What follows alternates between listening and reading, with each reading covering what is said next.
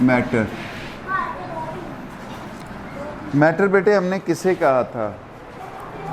Anything which has mass and occupy space. कोई भी शय जिसका वज़न है और वो जगह घेरती है उसको हमने कहा कि ये मैटर है। तो हमारे इर्द गिर्द जितनी भी चीज़ें हैं वो मैटर हैं, जिनको हम देख सकते हैं, छू सकते हैं। हर चीज़ वज़न रखती है, जगह घेरती है। क्लासरूम में देखें अगर हम लोग टेबल, वाइट बोर्ड, ये हर चीज़ मैटर है। हमारी इर्द गिर्द मौजूद हवा, ये क्या है? मैटर है। अब बेटे आगे हमने देखा था कि इनकी दो तरह की मतलब प्रॉपर्टीज़ होती हैं जिनको हम नाम देते हैं फिज़िकल प्रॉपर्टीज़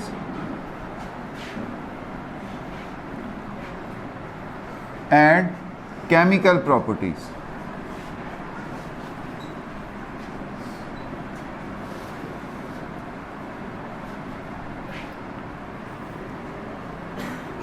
फिजिकल प्रॉपर्टीज बेटे हमने किन को कहा था? There is no change in composition of matter, कि उस मैटर की कंपोजिशन पे कोई तब्दीली नहीं आती, या वो खसूसियात जो उसमें उसकी कंपोजिशन में तब्दीली के बगैर, मसलन उस चीज़ का टेस्ट, ये उसकी कंपोजिशन पे डिपेंड, उसका कलर, उसकी हार्डनेस, उसकी शेप ऑफ क्रिस्टल्स। अब ये बेटे मैटर की वो खसूसियात हैं that does not depend upon composition, या उसकी कंपोजिशन को तब्दील नहीं करते। केमिकल प्रॉपर्टीज़ अब वो होती हैं जिनमें that depends upon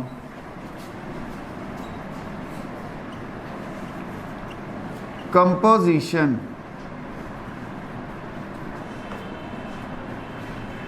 of matter, जो मैटर की कंपोजिशन पे डिपेंड करती हैं।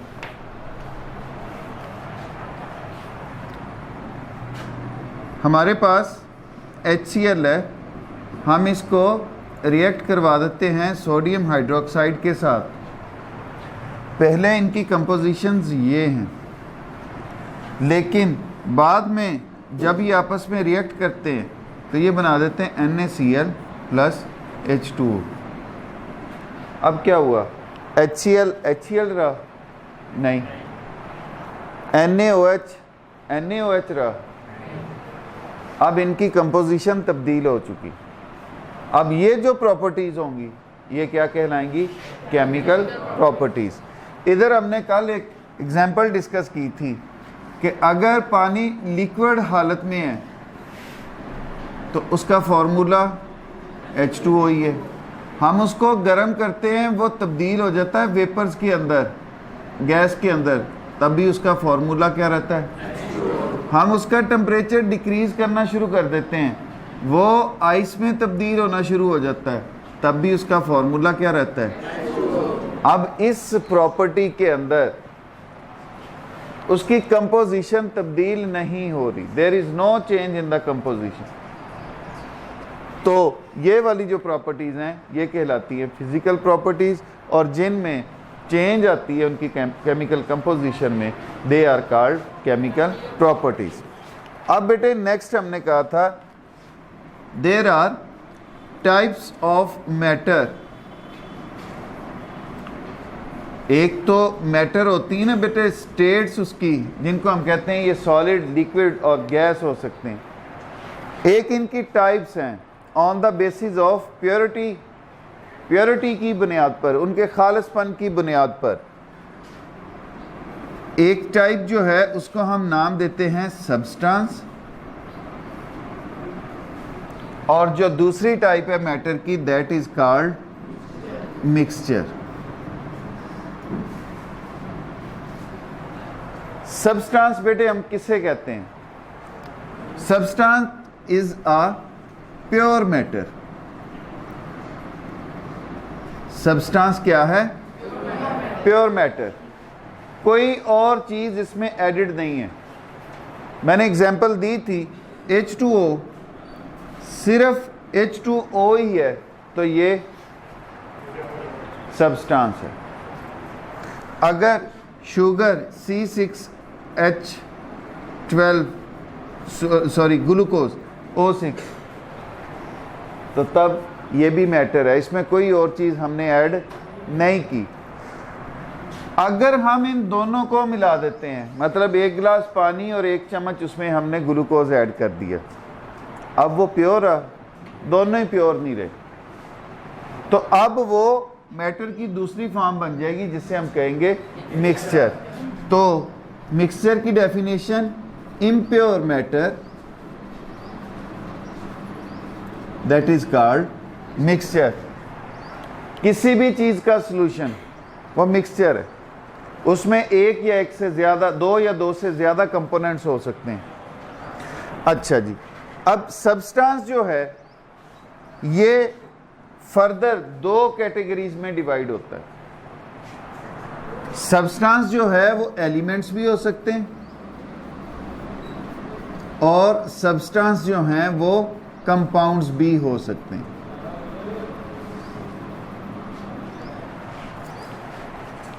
Substances may be elements or compounds.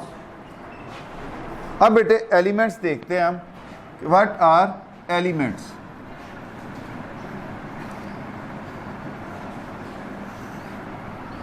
In early ages, only 9 elements were discovered.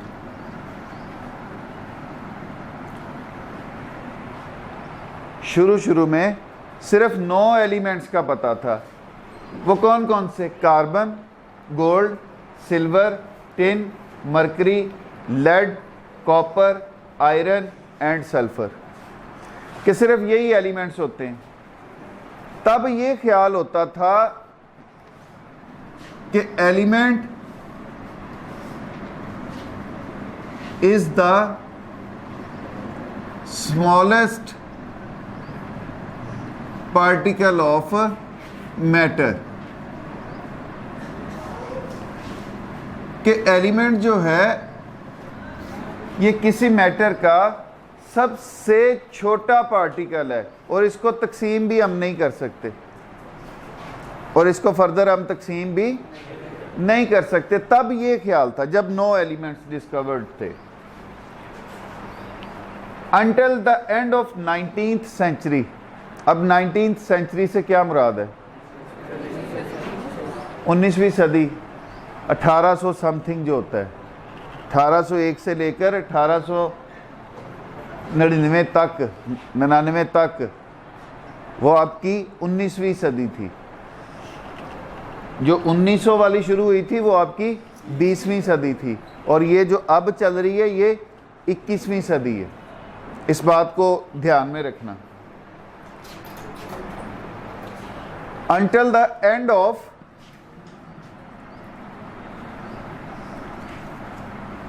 19th century,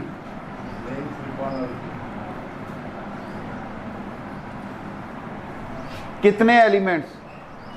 63 elements had been discovered. तब तक कितने एलिमेंट्स जाने जा चुके थे? 63। अब 63 जो एलिमेंट्स थे वो भी टोटल नहीं थे। और आज की साइंस, ये जो पीरियोडिक टेबल आपके पास लगा हुआ है, आज की chemistry, that tells us there are about 118 elements. कितने एलिमेंट्स हैं? 118। अब इन 118 में से 92 जो हैं दे आर नेचुरल। नेचुरल से मुराद कि वो कुदरती तौर पे पाए जाते हैं, और इसके अलावा जो बाकी हैं वो एक दूसरे से बनते हैं, लेबॉर्ट्रीज़ के अंदर बनाए जाते हैं रेडिएशंस के ज़रिए, रेडियो एक्टिविटी के ज़रिए। अब बेटे जो अब मॉडर्न डेफिनीशन है, ये तो थी हमारी वो डेफिनीशन जो पुराने दौर की, और अब ये ऑब्सलीट हो चुकी, अब ये वैलिड नहीं है, अब नहीं ये एप्लीकेबल एलिमेंट पे। अब की जो डेफिनीशन है, element consist of same type of atoms. अब यहां पे मैं थोड़ा सा समझाऊंगा what do you mean by same type of atoms. एक ही तरह के एटम्स पे मुश्तमिल है, और इंट्रोडक्टरी क्लास में हमने देखा था एक ही तरह के एटम से क्या मुराद था, that have same atomic number. वो एलिमेंट्स जो हैं वो सेम कहलाते हैं जिनके एटॉमिक नंबर एक एक जैसे होते हैं। अगर ऑक्सीजन का एलिमेंट है तो उसमें जितने भी एटम्स होंगे ऑक्सीजन के, उनका एटॉमिक नंबर 8 होगा, उनका एटॉमिक नंबर 8 होगा। अगर हमारे पास सोडियम है एलिमेंट, तो उसमें जितने भी एटम्स मौजूद होंगे उनका एटॉमिक नंबर 11 होगा, उनका एटॉमिक नंबर। अगर हाइड्रोजन है, हाइड्रोजन जो है इसमें अगर जितने भी एटम्स मौजूद हैं उन सब का एटॉमिक नंबर 1 होगा, उन सब का एटॉमिक नंबर 1 होगा। इस लिहाज से कहा जाता है कि एलिमेंट जो है हम उसको कहते हैं जिसमें मौजूद एटम्स एक जैसे होते हैं। And can not be decomposed into simple substances by ordinary chemical methods, and can not be broken down into simpler substances by ordinary chemical means। अब इसका क्या मतलब है? ये आम, ऑर्डिनरी का मतलब आम, कीमियाई तरीकों से सादा में नहीं तोड़े जा सकते। अब ये हमारे पास पूरी डेफिनेशन बनती है एलिमेंट की। Element consist of same type of atoms. अब वो कैसे? Having same atomic number, and they can not be decomposed into simpler substances by ordinary chemical means. आम कीमियाई तरीकों से हम उसको, मतलब हम एक एलिमेंट को दूसरे से रिएक्ट करवा दें और ये सोचें कि अब ये नए एलिमेंट में तब्दील हो जाएगा, नहीं, ऐसा नहीं होगा। नए कंपाउंड बनेंगे, एलिमेंट नया नहीं बनेगा। हाँ, बड़े ख़ास कीमियाई तरीक़ेकार मौजूद हैं जिनके ज़रिए एक एलिमेंट दूसरे एलिमेंट में तब्दील होता है। वो रेडियो एक्टिविटी बेस्ड होते हैं, फिशन रिएक्शन या फ्यूजन रिएक्शन करवाए जाते हैं, तब वो नए एलिमेंट्स बनते हैं। वो ख़ास केमिकल मेथड्स हैं। यहाँ पे हम कह रहे हैं कि आम कीमियाई तरीक़ों से हम उसको नए एलिमेंट्स में नहीं तोड़ सकते या सादा में नहीं तोड़ सकते। अच्छा बेटे, अब ये जो एलिमेंट है, चूँकि ये क्या है? मैटर है। क्या है? मैटर है। तो जिस तरह मैटर की हमारे पास 3 स्टेट्स हैं, इसी तरह एलिमेंट जो हैं ये भी अपनी कितनी स्टेट्स में पाए जाते हैं? 3 स्टेट्स में पाए जाते हैं। They may be solid, they may be liquid and they may be gaseous. Solid iron, copper, gold, silver, ये सारे के सारे सॉलिड हैं। ये किस हालत में? नेचुरली सॉलिड स्टेट में पाए जाते हैं। लिक्विड, मरकरी, पारा देखा है बेटे थर्मामीटर्स के अंदर? अब वो पारा जो है वो मरकरी है, वो किस हालत में है? लिक्विड हालत में। ब्रोमीन, ये दो एलिमेंट्स जो हैं ये लिक्विड हालत में पाए जाते हैं। बस। गैस, ऑक्सीजन किस हालत में पाई जा रही है? गैसियस हालत में। हाइड्रोजन गैसियस हालत में। हीलियम गैसियस हालत में। नाइट्रोजन गैसियस हालत में। ये जो हमारे पास 17 ग्रुप नंबर 17, इसमें फ्लोरीन, क्लोरीन गैसियस हालत में। ग्रुप नंबर 18 जिसमें सबसे ऊपर वाला एलिमेंट जो है हीलियम है। Helium, neon, argon, krypton, xenon, radon, इसको नाम ही दिया गया है, ये नोबल गैसेस है। ये सारी की सारी किस हालत में है? गैसियस हालत में है। नोबल गैसेस का इनको नाम दिया गया है। अच्छा जी, अब बेटे ये जो एलिमेंट्स हैं, अब ऐसा नहीं होता कि हम जी ज़मीन खोदें, एक जगह से कॉपर निकल आए, दूसरी जगह से हम गड़ा खोदें आयरन निकल आए, तीसरी जगह से हम गड़ा खोदें तो हमारे पास गोल्ड निकल आए। ऐसा नहीं होता। एलिमेंट्स जो हैं they are found in a combined states. ये किस हालत में होते हैं? कंबाइंड स्टेट्स में होते हैं। ये कंपाउंड बना के रह रहे होते हैं। हाँ, जो अनरिएक्टिव हैं या मॉडरेट टाइप ऑफ एलिमेंट्स हैं वो हो सकता है थोड़ी बहुत अपनी ही प्योर स्टेट में पाए जाए, बाकी तमाम के तमाम एलिमेंट्स जो हैं वो एक दूसरे से मिली हुई हालत में पाए जाते हैं। अच्छा जी, अब natural occurrence by weight of some major elements, वो एक टेबल में दिया गया है, वो आप देख सकते हो। On the basis of their properties, इनकी खुसूसियात की बुनियाद पर elements can be divided into metals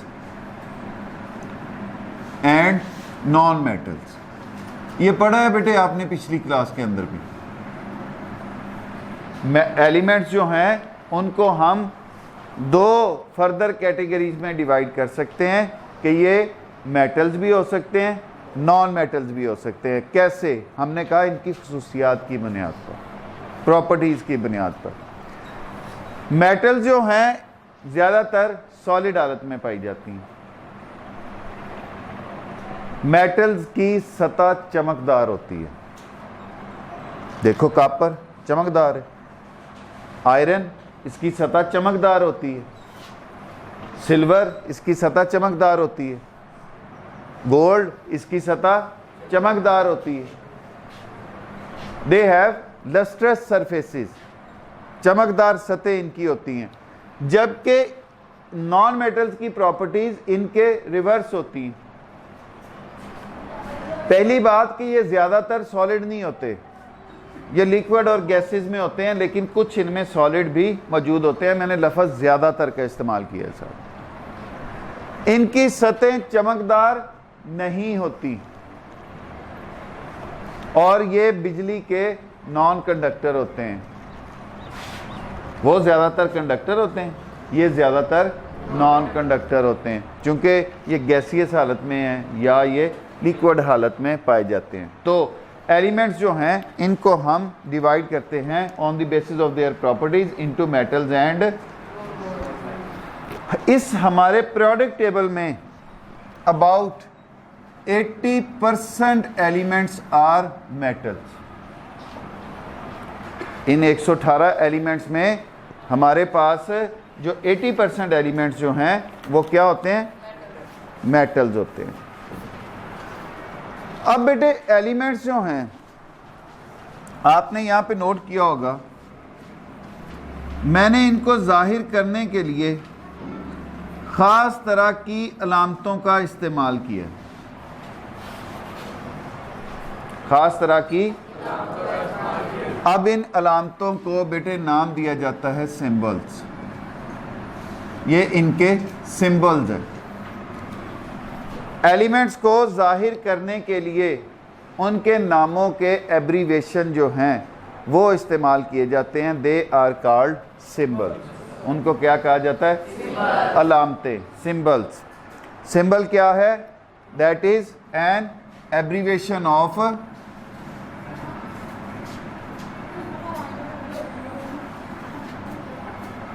अब एब्रीवेशन वो किन किन नामों की है? For the name of elements, abbreviation for the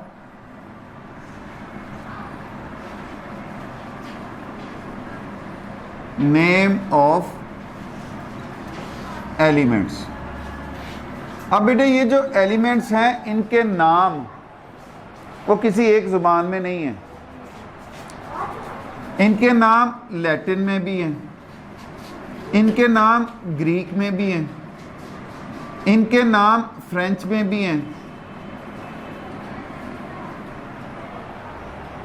अब वजह, जिस इरा में, मतलब जिस दौर में, जिस जगह पर वो एलिमेंट डिस्कवर हुआ उसके हिसाब से उसका नाम रखा गया था। और ऐसा तो था नहीं कि ये किसी एक जगह पे बैठ के डिस्कवर होते।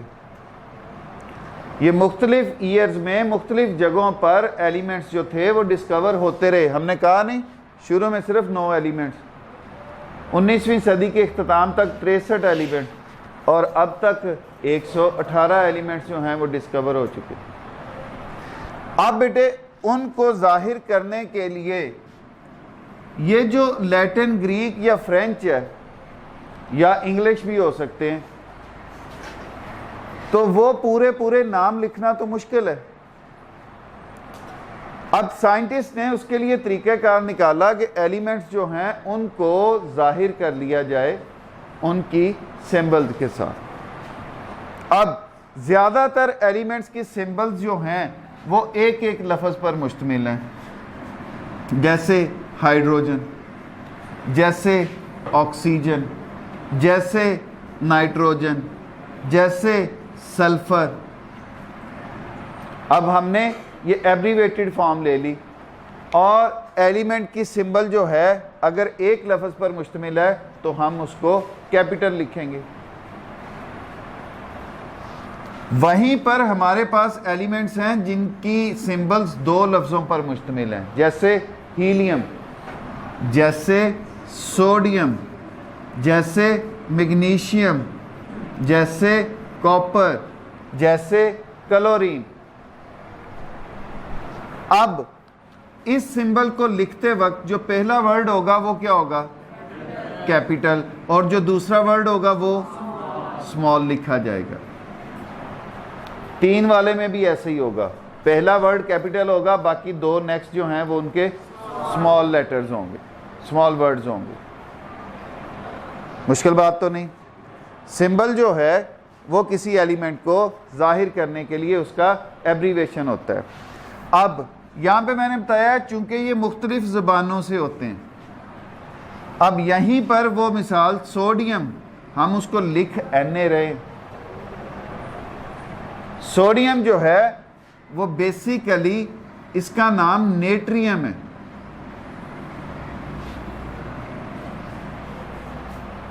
अब इस नेट्रियम से हमने Na लिया, इस नेट्रियम से Na लिया, तो ये मुख्तलिफ एलिमेंट्स जो हैं वो मुख्तलिफ ज़ुबानों में इनके पूरे पूरे नाम थे। ये वहाँ से एब्रीवेशन जो है इनके लिए गए।